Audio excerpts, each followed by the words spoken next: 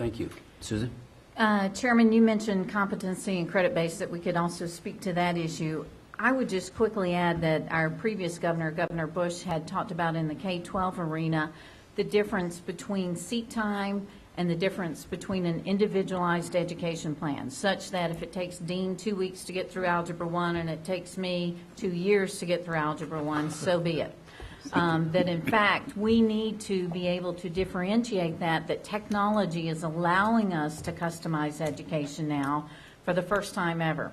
Even though it may be difficult to understand what assessments we need in order to evaluate competency, we need to get about the business of figuring out what those assessments are. It seems to be the way the market is moving now.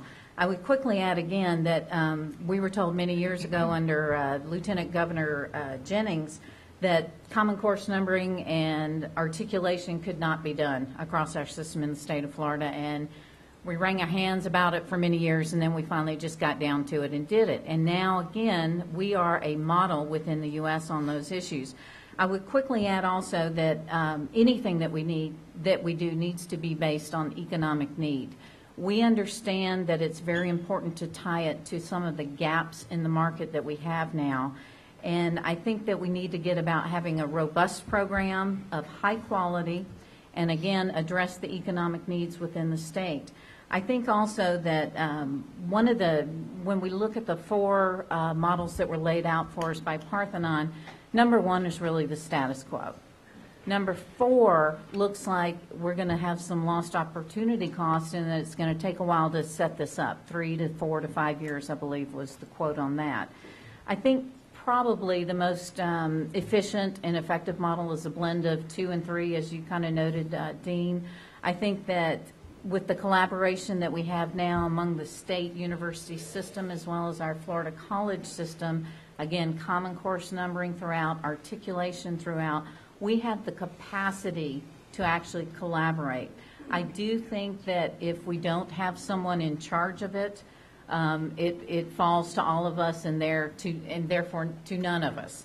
So I think it's important to have someone in charge, but it doesn't have to necessarily be an institution. It could be something like the Higher Education Coordinating Council, potentially. That's, again, another body, if it had a little more teeth in it, and maybe the volunteer chairs on that HEC group. You might have the capacity there because you have the publics and the privates. Again, from the business perspective, we need all of it. I need the public university graduates, and I need the private graduates as well in the marketplace. Again, I would encourage you, we have a lot of baccalaureate degrees sitting around the state of Florida that are underemployed. So I would ask for you to look at the master and advanced degrees as well in this issue. Thank you, Mr. Chairman. Thank you. Eddie? If I could go back and do it the way that we're doing it, I have a lot of things I'd like to tell them.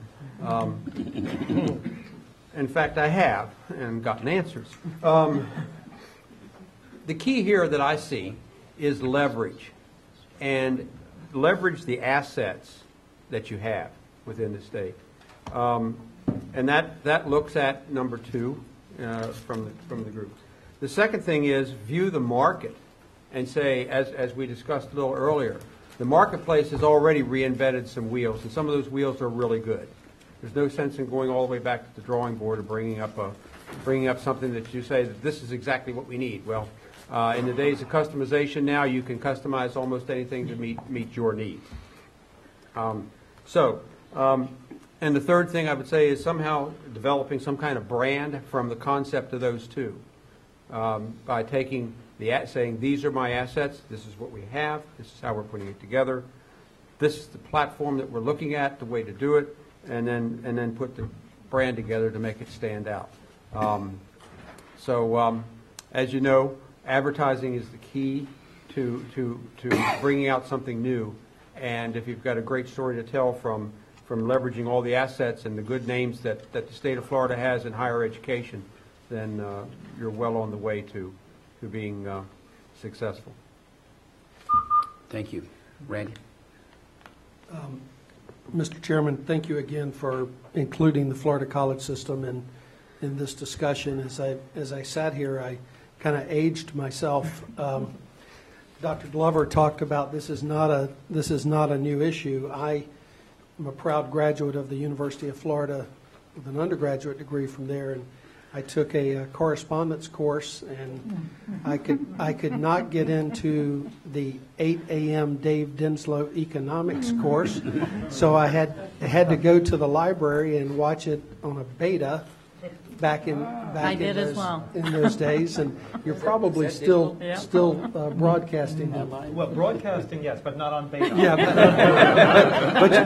but you still have the same problem with Dr. Dinslow, of course. Dr. Denslow is actually retired. Has he? That should make you feel really old. With the retired 20 years ago. And then it was about 15 years ago when Governor Tripp and I sat on the State Board of Community Colleges, and we established the Community College Distance Learning Consortium, which ultimately led to the Florida Distance Learning Consortium, which is now part of the Florida Virtual Campus. And I will tell you, I wasn't smart enough to know what was going to happen. Governor Tripp probably was, but I think we did. At that point in time, we said there is a need for greater coordination.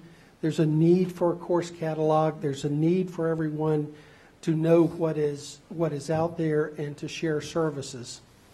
What I think the legislature has done and what I think you're doing here is a very, very positive thing. I think we envisioned many, many years ago that we would have this discussion about what is the next step for the use of technology, and I don't want to just say online learning, but for the use of technology and learning methods and online learning in Florida's combined, and all of us here are part of that, Florida's combined higher education system.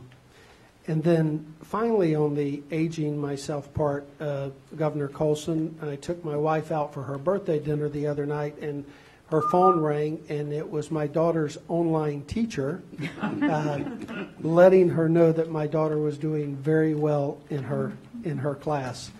I wrote I didn't do bullets. I wrote, I think, probably a 5-page letter to you laying out a series of issues. And I said and I would really urge you to look at this from the issue level and the student success level as opposed to the organization that you set up. But when you do that, I think there are a couple of things that you find. I think you find that we have already been combining services in this state. And I want to thank Susan Paragus for the nice things she said about the cooperation between the two systems and her work and everybody else's work on Common Course numbering. But we've done things that other states haven't done already, such as combining our library automation systems into one system and having a combined online student advising system. And so those are things that as you look at whatever's created, you need to make sure that are part of the mix. And other things would be we can share services such as course design and the back office. We can share marketing. We can share the learning and the learning platforms. I believe there are cost savings that can be provided here, to get back to the earlier point about potential reduction in tuition in the future. I really don't think your choices can be put into one of 4 boxes. And I think this is going to be a very healthy discussion, and I reserve the right to change my mind as the discussion moves forward. But I believe there is a model somewhere between number 2 and number 3. And it could very well use an existing entity. We have some who are out there that work in this area, or it may be a new entity that is created. But this has been a very productive discussion. I thank you for having it. The one last thing that I do want to say is the whole issue of accreditation. You've heard that mentioned a couple of times, and that we work within the rules of the accrediting agencies. I have the utmost respect for the accrediting agency, especially the one that we work with, the Southern Association of Colleges and Schools. I believe they help ensure integrity in our system. But I will say, as we're looking to design what we want for the future, let us not be burden's not the right word, let us not be boxed in prohibited by the current set of rules that SACS has today. Let us look at how we want to design our system and then work with SACS to see if there is the ability to implement that as we move forward. So let's be bold as we look at this. And then finally, I think some of the best things that have ever happened in this system have been done with a little bit of a push from the top, whether it's a push from the legislature, your board, the governor, or others, but then where faculty and staff are put in a room and allowed to be innovative and to help develop something that works. And let's make sure that we bring them into this process. And I think Florida will be a national leader. Thank you. Thank you. Joe? Let me just follow up on something that Chancellor Hanna talked about that really has not been mentioned here today, and that is there are a lot of services that would need to be provided. Marketing's been mentioned, student advising, recruiting, all of that. And one of the discussions that will need to be had is, do we do this inside the system, that is with a consortium of universities creating those functions or performing those functions, or do we outsource it? And at the University of Florida, as we've developed our online and distance education learning enterprise, some of it we do in-house, some of it we outsource. And so I think that's a consideration that, especially as you talk about efficiency and cost, we need to investigate, and we really haven't addressed that here today. I think if I had to leave you with just one or two thoughts, I think that what I've tried to emphasize here is the need for flexibility. And is flexibility in service to the students. Somebody mentioned earlier in the day that the target audience should be every high school graduate who is qualified to pursue higher education. And I agree with that wholeheartedly. But that is not a monolithic audience with the same needs and desires and capabilities. That audience is segmented. And the brilliance of the higher education system in the state of Florida is that we service that audience in different ways. From some people who go to the state college system, some go to the private college system. Even within the state university system, our state universities are very, very different institutions, and the student can choose the institution that suits his or her needs. And we've built into the system the articulation agreement and other flexibilities that seek to help the student make the progress he or she can do as quickly as possible. And so I would like to encourage us that as we formulate some online entity, that we keep in mind that we are serving many different types of students with many different capabilities and who are seeking different things out of the higher education system as well. Some students are undoubtedly seeking this as a ticket to employment or a ticket to a job, or they're very professionally oriented. Some students would still like the experience of higher education. Indeed, some students will simply continue to choose residential education because they want the residential experience. And we need to be able to provide all of those experiences to all of those students. So the provost also composed a letter which was sent to you, Mr. Chairman, and I believe that they also leaned towards options 2 and 3, or possibly some hybrid that could be developed between the two of them. I certainly believe that effort, however it shapes up, will need some university or some organization to organize it. I think we do need a driving force. Whether that's a lead university or some other entity remains to be determined. But I think with those points in mind, that the provost would support focusing your attention on options 2 and 3 and what can be done in that space. Okay, thank you. Comments, David? Yeah, just a couple here. this is probably the benediction for me too, so I'll try to capture that. I think one of the things I'd say to you is to build on your strengths. You have substantial strengths. You are a leader in the nation at the present time. I build on those strengths, but build is the key word. It doesn't mean accepting where you are today. I think it means doing some things differently and build your policies around that. And I would say, and it may sound a little heretical, but I think you should think beyond the public institutions in the state. Your public institutions are going to be the base for what you do. They are where the majority of your students go. They're exceptionally important in what you do. But you have strong proprietary institutions, and there are strong private independent institutions. In the West, we've relied over the last 20 years on an organization, the Western Governors University, which is not a public institution, and it's not a for-profit. It's a private college, or private university, private nonprofit university. And now a number of other states have also developed them as sort of a specialized institution in this area. There are lots of partners you can draw on to serve the public purpose. And that's what I think you should try to make sure you do, is that you rely heavily on your public system, but you take full advantage of the others which also serve a public good. Thank you. It's a great benediction. I have to follow that. You know, I think it'd be better if you didn't. No. I'm kidding. He just did so well. I've got to know you too well today, Bruce. Okay. And it's getting late. Go It ahead. is. Let me just make a couple of quick comments. No, you got plenty of time. No. Because I really am in agreement with what David and Joe said earlier. I love the idea of flexibility. I mean, I would take flexibility to a different level. I think you need to have these elements within the structure that you establish and build on, as David, I think others have said, on what you're already doing. But you can create options. Back to the comments about competency.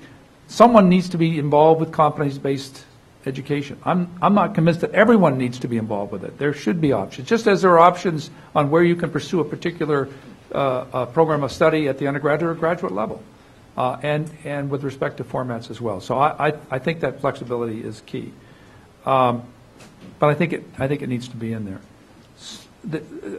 My last comment would be to follow up again on Joe's comment. I think there are efficiencies that in fact can be secured working not only through some of your existing systems, but to outsource some things. And there are firms out there that now do a marvelous job, particularly on marketing. They're competing already in Florida. I know some institutions that have outsourced, and they're competing for your students. Southern New Hampshire happens to be one of them. We can say we can do better than Southern New Hampshire, and you can. As a New Englander, it's a little bit painful to say that, but you can. That said, you need to have structures in place where someone looks at Southern New Hampshire and says, oh, I can do this, this, and this, and then they look at the array of options available from Florida's public and private college and university and say, okay, we can do this, this, and this.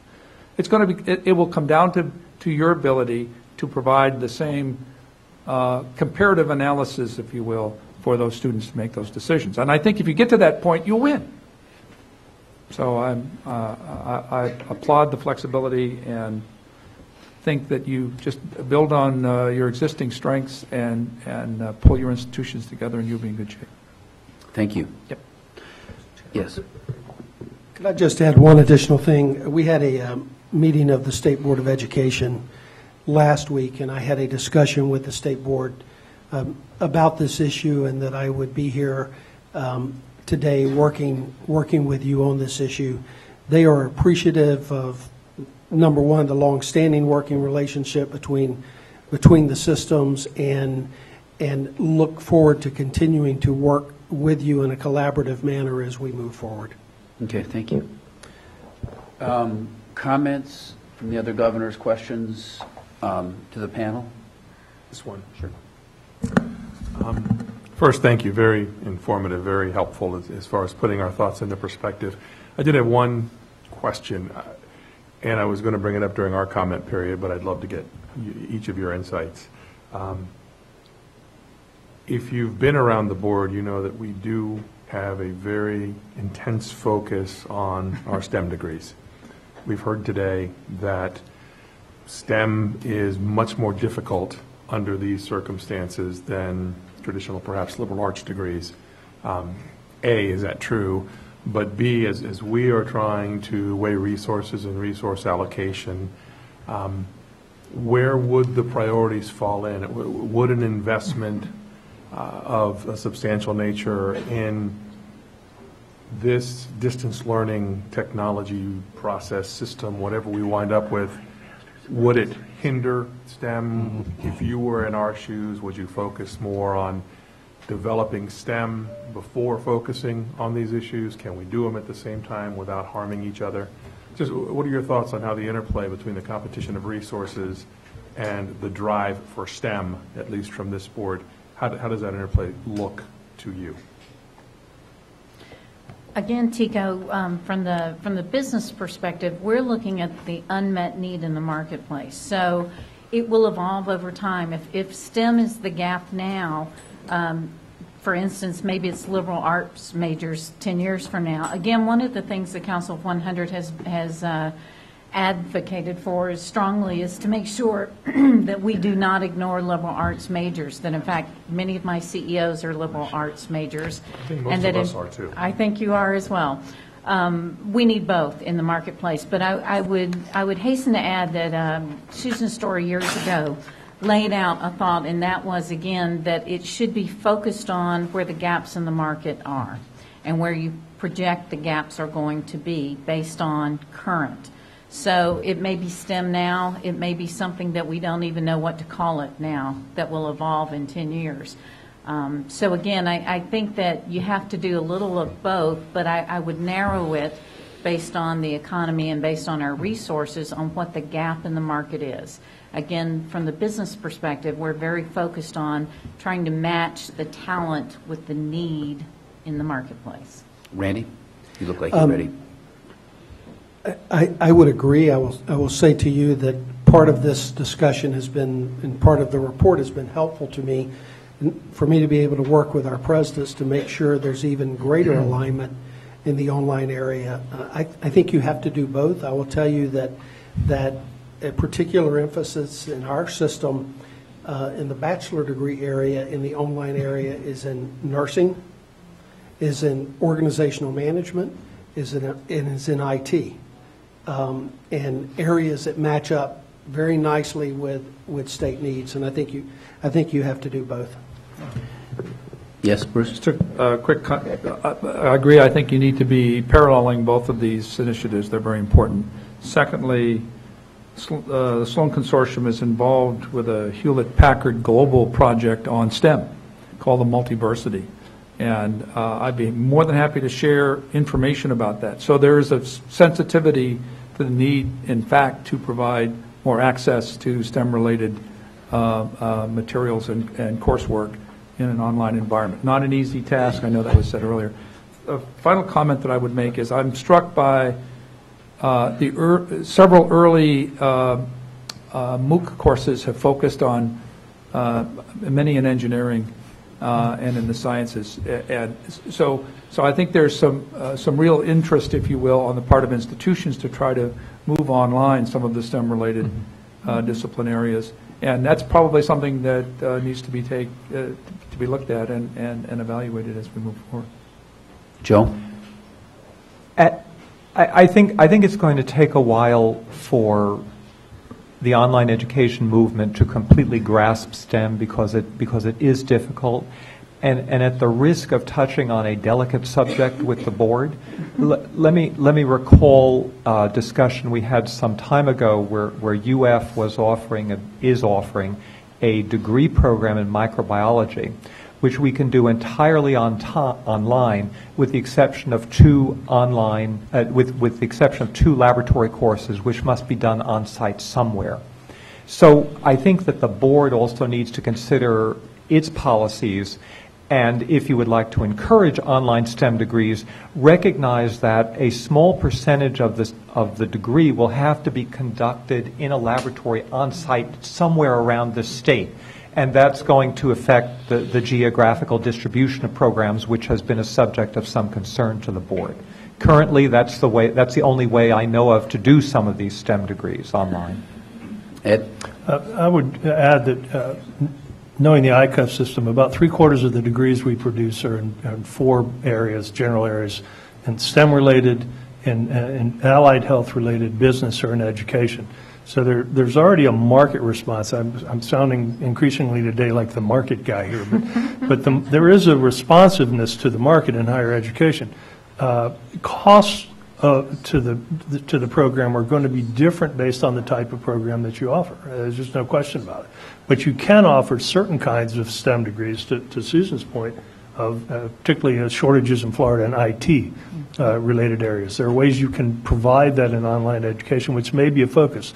But I would advocate for the broader sense of, again, allowing that market to be there and use the market that's there of the courses that are being offered, perhaps enhancing or using incentives in some of them to bring students. But it's not a field of dreams kind of strategy where if you build it, they'll come.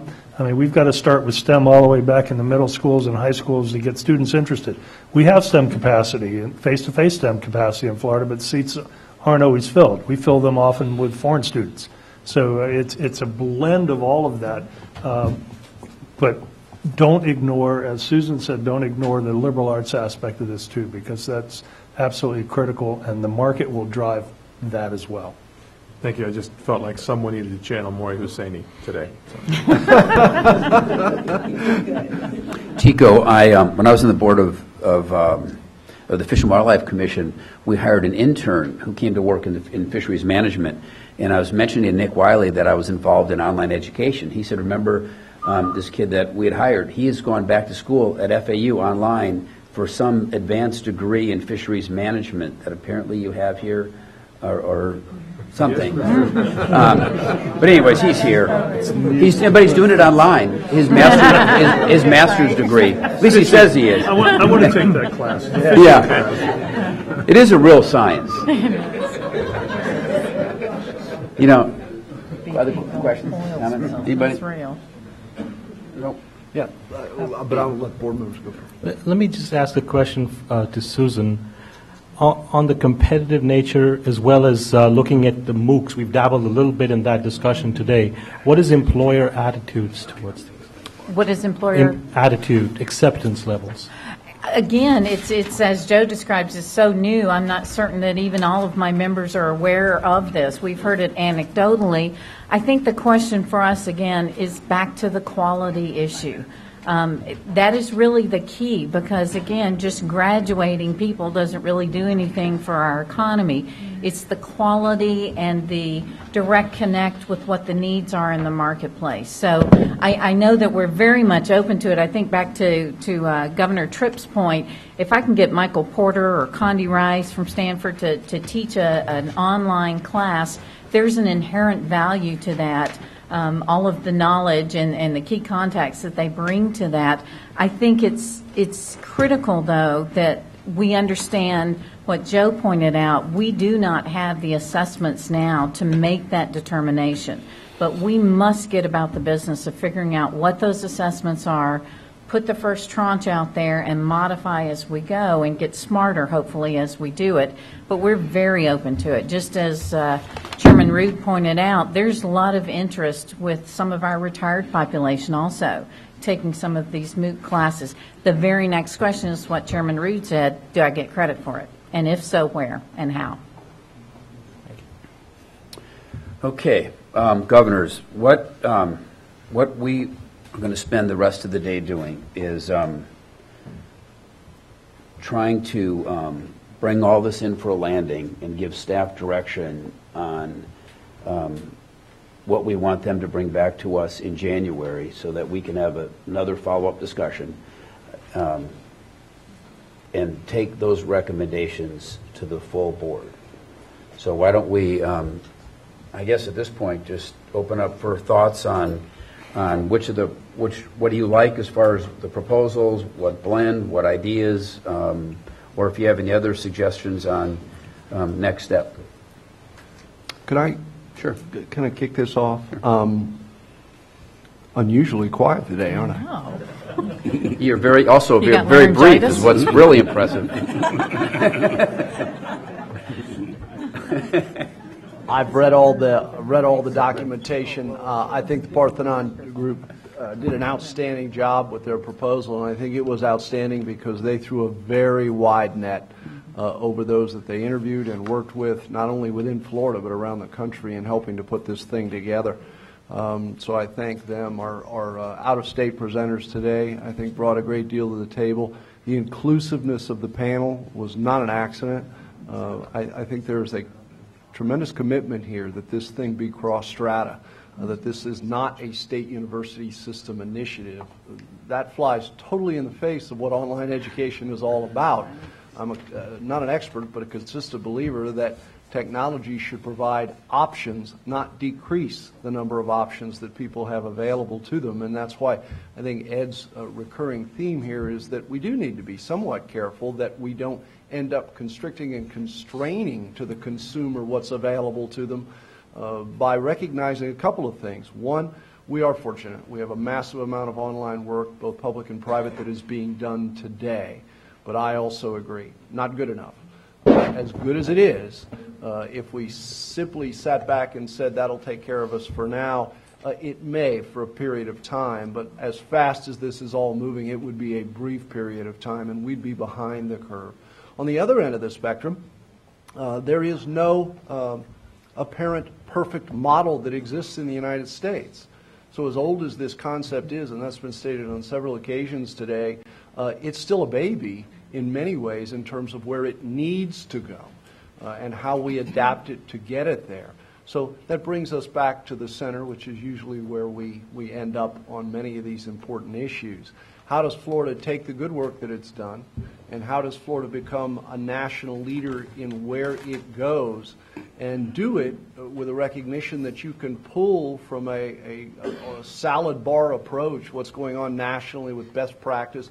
I would even submit there is no such thing as best practice. I think this thing is still new enough where there's really good practice out there, but nothing should be defined yet as best practice in a new and emerging area such as online education. So if you come back and look at Florida, and look at the good work that's been done, and rather than think of this as a lead university, perhaps think of this as a lead organizational approach. Something that doesn't strip away the individuality of people, and something that doesn't beg that it has to be done one way and only one way. But if you take, for example, what was stated earlier, and something that I've been in the middle of for 3 years, along with a lot of other people, and that's the fact that we have sat upon in Florida a rather disparate set of services regarding virtual library automation. Disparate only in that it's been left to different delivery systems to largely approach it the way they thought appropriate for their delivery system, state university system, Florida college system, and others.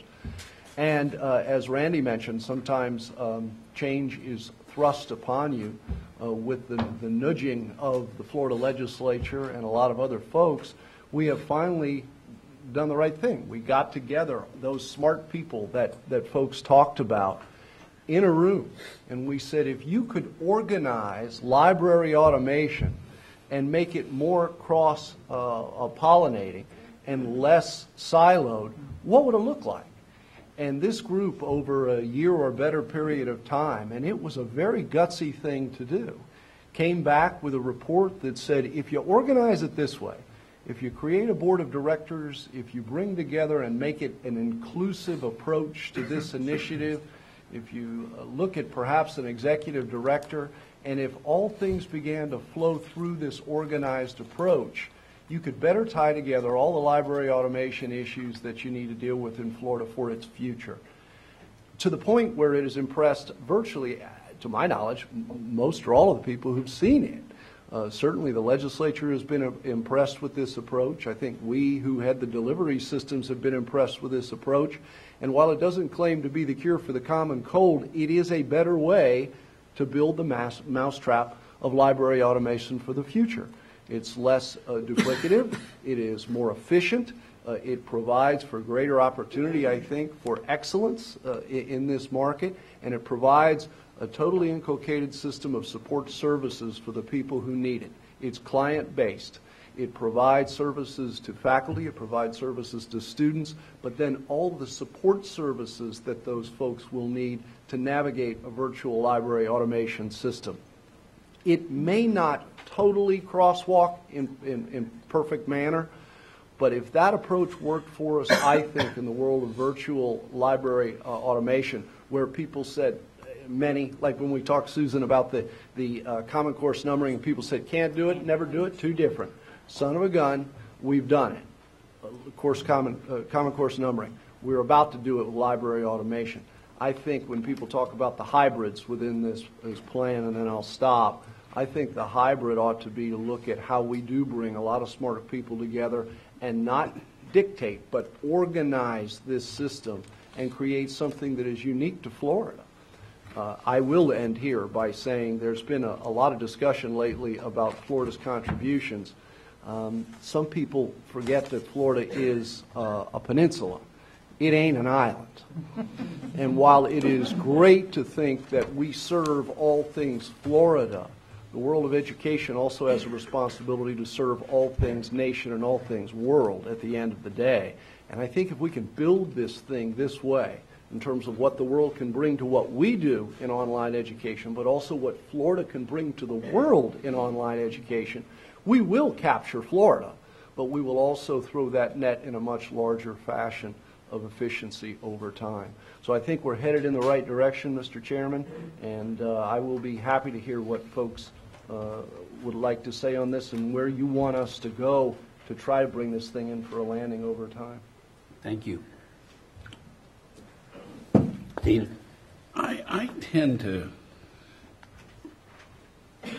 think that the second option is an option that we should pursue, and we need to do it, frankly, in conjunction with the college system, because if they're doing something great at Miami-Dade College where there are 176,000 students that can help us at the University of North Florida, we ought to be sharing that, and vice versa. We ought to be sharing that. And so I think having much better coordination between our institutions of higher education is important, and we ought to work on that.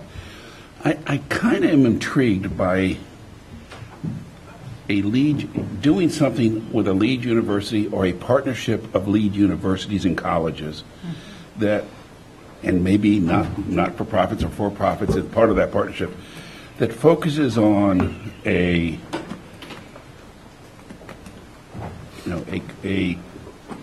go at your own pace type degree that would be, and if UCF's the best, maybe they partner, they respond with Valencia as their partner, or maybe Florida partners with Santa Fe or something, so they deal with the accreditation issues and the qualifications issues, but that we consider we go out with some sort of bid for some sort of a new product that isn't currently being done to kind of speed it up, to make it go, because I'm afraid if we just wait around for the 11 universities and the 28 colleges to figure, to do this collectively, that we want to give them a prod, and maybe if we did an RFP that said, come up with your best partnership on doing something different, and we look at it. And we still do number two as well. So we still try to do a better job of coordinating everything we do. I think it's clear that there's support for 2 and 3, and there's some combination between the two. And my notes as I was listening, and I think it came after Tika, brought up the point, we're going to spend $50 million, or what do we get? Do we really need to spend $50 million?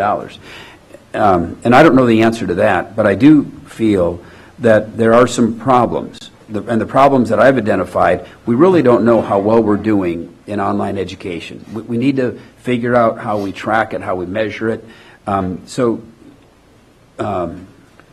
And then that will help us reward success. And that's not that expensive. So we can see what works well and then come up with best practices. We also know that there's limited coordination between where the needs are in the market and what we're providing, especially in online education, whether that's someone to complete their undergraduate degree or their master's degree.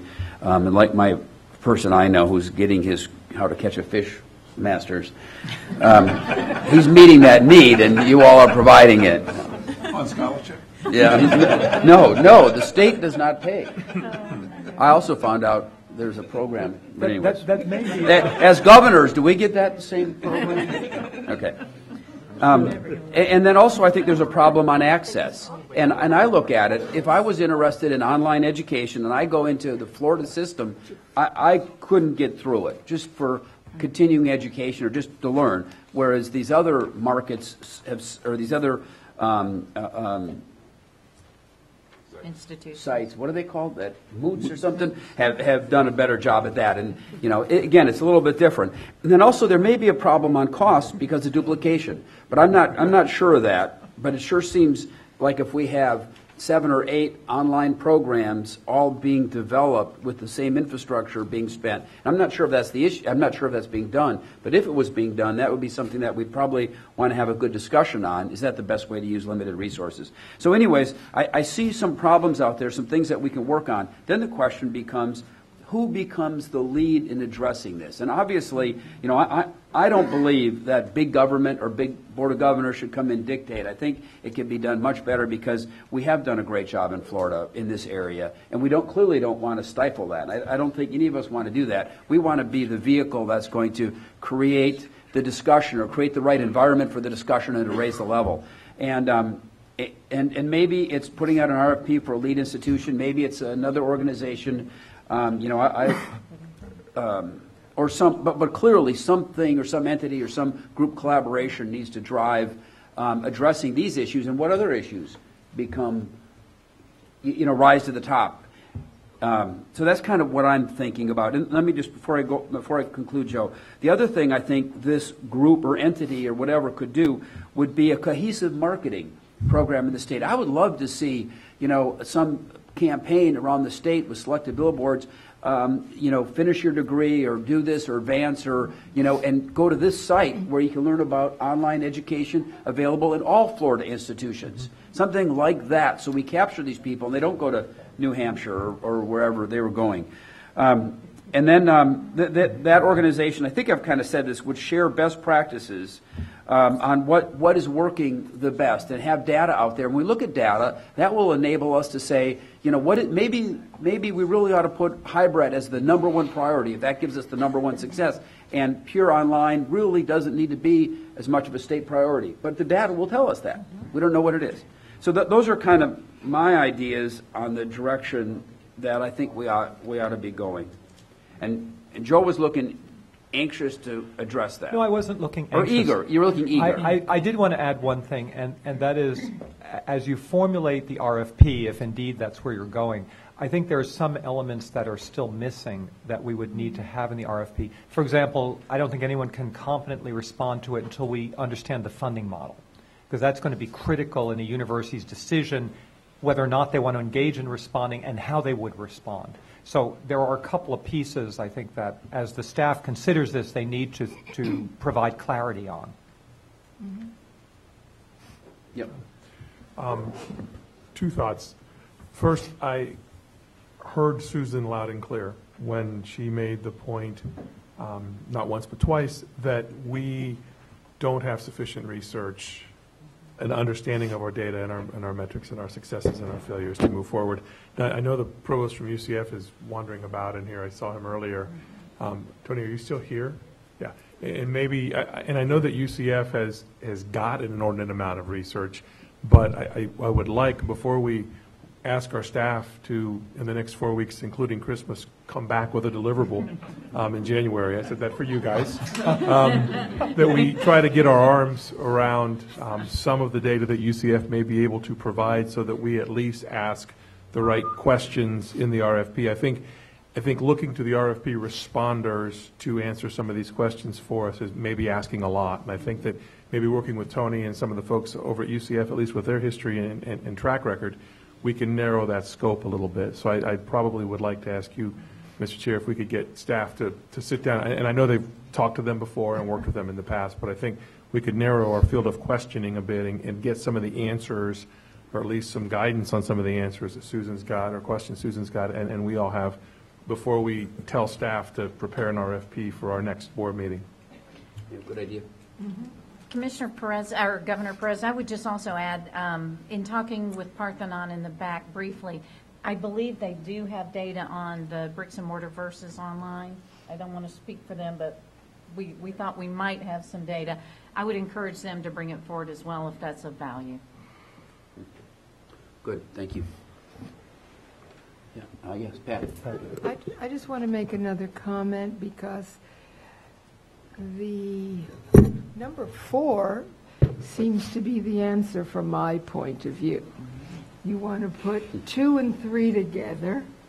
You're not quite sure who's going to do it. We don't know what the money is.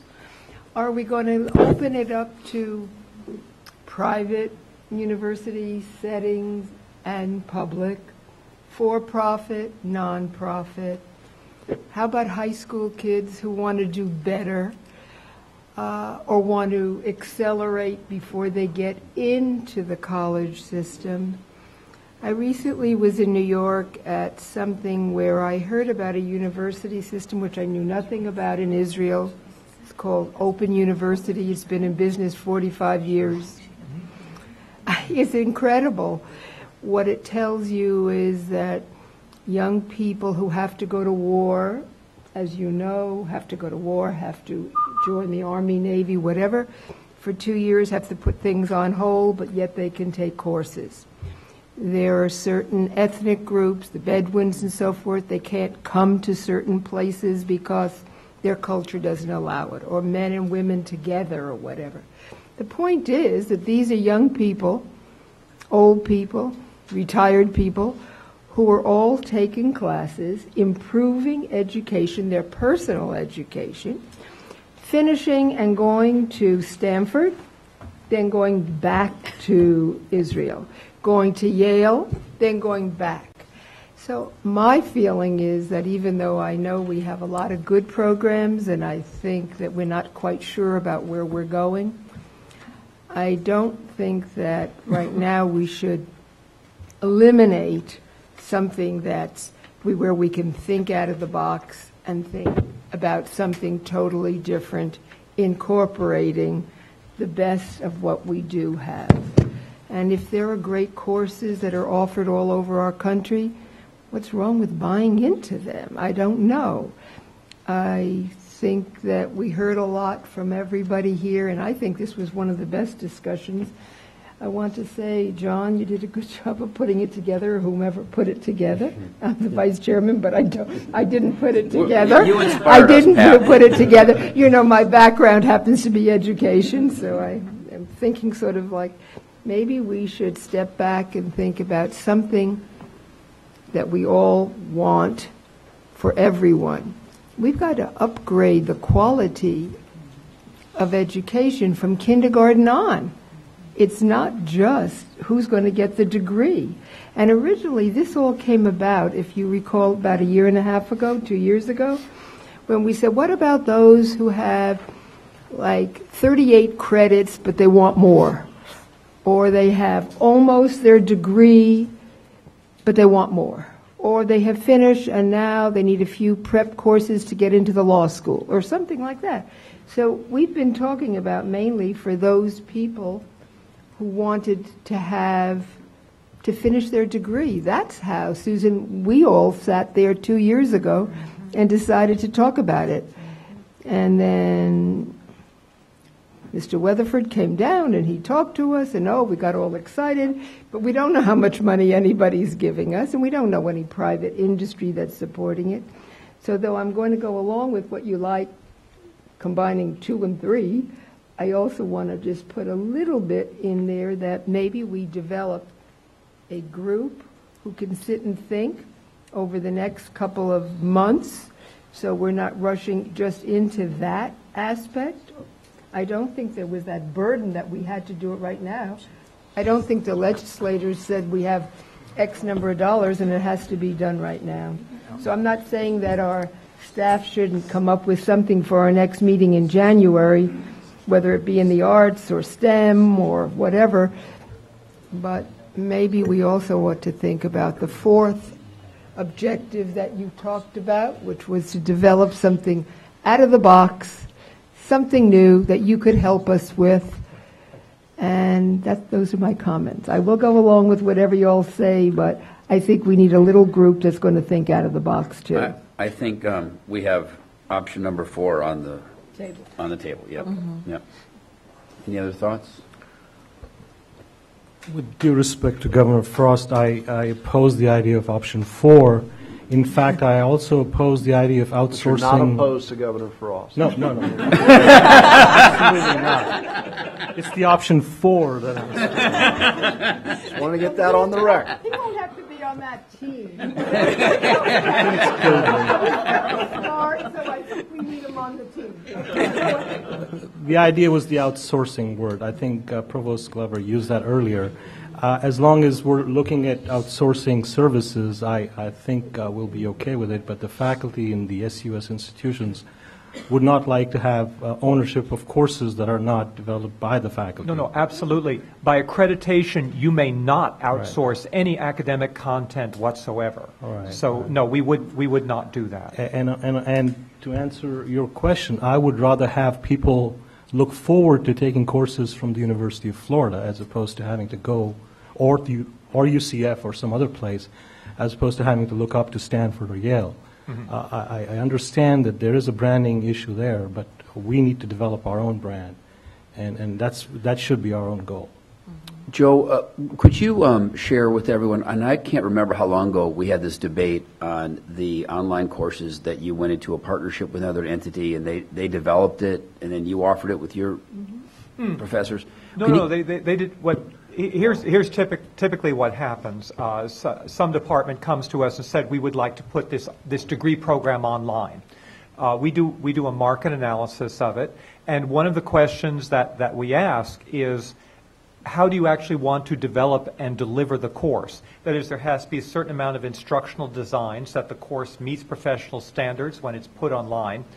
We have a professional designing facility within house, but you can also go to an external company which does this for its business. Sometimes it makes more business sense to engage that company to work with the faculty to help design the course. And then there's the question of marketing the degree program, recruiting the students, helping to provide support for them as they're going through the course. And so we have a number of different entities that we work with on the University of Florida campus, external entities who provide that. So we use at least 2 or 3 different companies, and some of the programs we actually service in-house with our own facility. It depends on the business model, what the departments want to do, how much the charges are, and what we think will be most effective. Okay. But we And never that's give, the outsourcing you're talking about. yes, we never ask an external company to develop academic content. Absolutely not. Nor do we ask an external company to deliver the course. Absolutely not. It is 20 till 5, Mr. Chairman. I before we leave here, I want to feel good about where we're expected to go. And in order to do that, one of the things that I think we ought to put on the table is the issue of time. In all of my conversations with people like Speaker Weatherford and staff and others, there seems to be a general consensus that what we're talking about is an enormous undertaking, regardless of whether or not we're one of the leaders in the nation today on the issue of online learning. As we did with library automation, we were talking about an enormous sea change in the way we've done business to something much better, more refined, and more efficient and effective for the students, et cetera. And that's important to my question/comment. I'm not sure anybody believes that by March 1st we will be in a position to lay in front of the Board of Governors, the Board of State Board of Education. Ed, I'm probably talking to your group and Eddie yours, a finished product as to exactly what this thing will look like and how it will operate. So I think what we're really talking about here is where do we go from this conversation? And I go back to something I said earlier. I think we have so many good things now on the table, things that we know we need answers to before we can finally put together in the final analysis this is what we ought to do on the issue of online learning and distance learning in Florida. And that's why I think if we use the timeline that's available to us and recognize that by legislative session, if we disabuse ourselves of the thought that by the time they say sine die, Florida's problems are solved on this issue from an organizational standpoint, a funding standpoint, an accountability standpoint, is naive. I think it is about advancing this cause farther along by legislative session, to use that as a marker, but taking a good first look at this now that we've got the Parthenon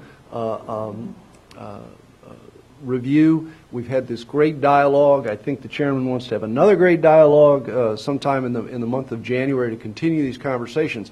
So what I would feel comfortable with is, if first, am I right that we're not looking at putting on the table a finished product in the next 90 days? What we're looking at doing is taking a very complicated and complex issue, reveling in where we've been on it, but also looking at the daunting challenge of how we can keep everybody at the table to more organize the next step, which is where we go from here. Whether that comes in for a landing by legislative session or whether we just know with greater clarity by legislative session where we're headed and what we're trying to do. Make sense? Yes. I completely agree with the Chancellor. However, I'm a little worried if a choice will be made for us by then. And that's why we are initiating this dialogue. And we would like some reassurance as to whether we do have the timeline to look at this. I think my point is we can keep pushing it as fast as we can, but we don't want to push it so fast that we make a mistake. So I think that what I would like to do is come up with some broad-based positions that we all agree on, come up with a couple of other positions that maybe we don't agree on, but at least we know what they are. They're out there. Have staff somehow put that together, circulate it. We'll make a decision whether we want to meet in early January and then again on the 16th, or if we just want to meet on the 16th. I think a lot of this is new to us, and over the next 2 weeks we'll be learning more, researching it, reading, having discussions. I'm sure we'll we'll all want to learn more about what the different universities are doing, and I cannot remember that name. This other MOOCs or whatever. Yeah, there's two more groups that I haven't learned about. So I think it'll be a learning process over the next couple of weeks. When we come back, I think we'll be better prepared to consolidate. If we're out here now, we'll be a little bit tighter. Now I know I'm not being very specific, but with that said, I think the points that I mentioned before we can probably agree on that we need better measurement. We don't know if we have quality, and obviously we want to encourage best practices that result in additional quality. We want to make sure that we match our focus to what demand there is in the market. There's a question on access, people understanding what's out there, what's available, and perhaps that's accomplished by some sort of a central online thing that people can see what's there in an easier manner than what we have now, or it's possibly supplemented by not a big marketing program, but at least some marketing program to compete with the quote New Hampshire influence, to let people know what's available online in Florida for people that want to go forward. So I think those are all things we agree on. Yeah. Two things, Mr. Chairman. One, I think the legislature, if library automation, Randy is a good example, if the legislative leadership sees that we are in earnest attempting to move this thing along in a serious way, and I don't mean see in 10 years, I mean a serious way, I think there would be less inclination in the next 90 days or so to have somebody else make a decision for you. Our job is to make sure it's clear that we are moving this cause along in earnest and in a serious way. And that's the second part. I think to do that, at least what I foresee is if I can have the ability, and that's the general I, to be able to pull together some people, either these people or their surrogates, but a collective group of people from all the different delivery systems, the business community, et cetera, take everything that you just said and all of the things that came out of this meeting and the Parthenon report today and decide, okay, what do we need to attack? How do we need to attack it? And then come back at the next stage with an action plan for how that might be handled. And codify it along the way so that people who aren't in the meetings can actually see what we're doing, develop deliverables. And this isn't new. This is exactly what we did. I keep going back to it, but it's true. It's exactly what we did with library automation to demonstrate to people that we're not trying to give them the Heisman and say, we'll be back when we come back. That we actually develop a business plan, an action plan, so people can see what those deliverables are and who's responsible for doing what.